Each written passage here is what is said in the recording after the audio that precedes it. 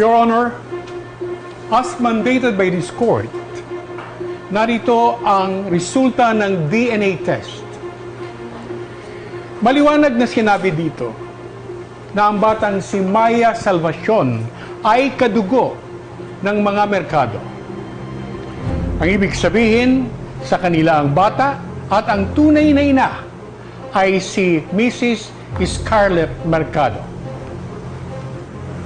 Attorney, paano na po tayo ngayon? Panyero, hindi po ba si Mrs. Scarlett Mercado ang nagka-claim na siya ang ina ng bata?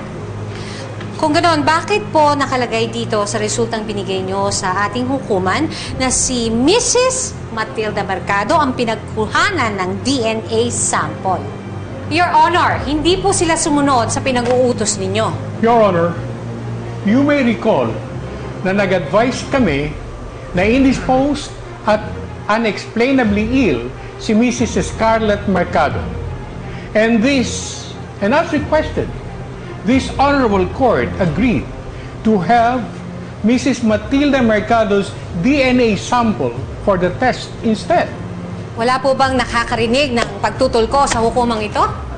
Attorney Sandel, naipaalam na sa hukumang ito ang sitwasyon ni Mrs.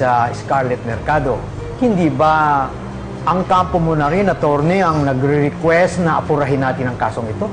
So, pumayag na rin ang korteng ito na sumailalim si Mrs. Matilda Mercado sa DNA testing. Your Honor, bakit si Mrs. Matilda Mercado ang basehan? Ang inutos po ng hukumang ito ay kunin ang DNA sample from Mrs. Scarlett Mercado. I mean, this is a complete mockery of the justice system. Ewan ko kung baka may nagpapagalaw. You better watch what you're saying, Attorney Sandel. Ang gusto lang natin malaman sa korteng ito ay kung kadugo ng bata ang mga merkado. Kaya kahit sino man sa kanila ang kuna ng DNA sample, kung talagang kamag-anak nila ang bata, ay yan ang lalabas sa resulta. And this court will honor that result.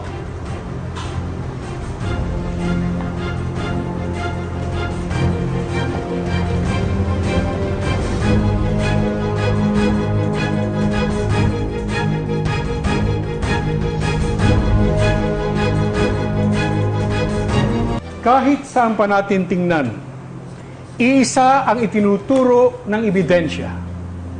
Si Mrs. Scarlett Mercado ang tunay na ina. Nakakalungkot isipin na dahil sa siyensya, nakakalimutan na nating magpakatao. Nakakalimutan natin yung mga importanteng bagay. Nasusukat na ngayon ang talino ng tao. Pero ang hindi nasusukat ay yung paghihirap na pinagdaanan para makamtan ang talinong yon.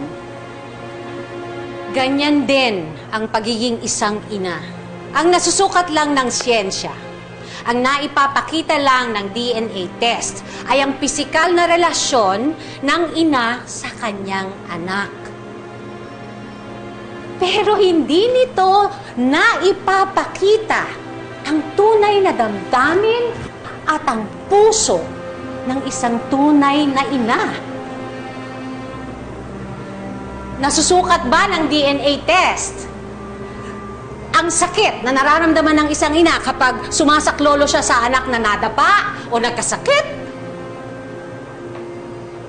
Masusukat ba sa dugo ang pagmamahal na ibinubuhos ng isang ina sa kanyang anak para lang maiparamdam dito na meron siyang kakampi at kailanman ay hindi siya mag-iisa?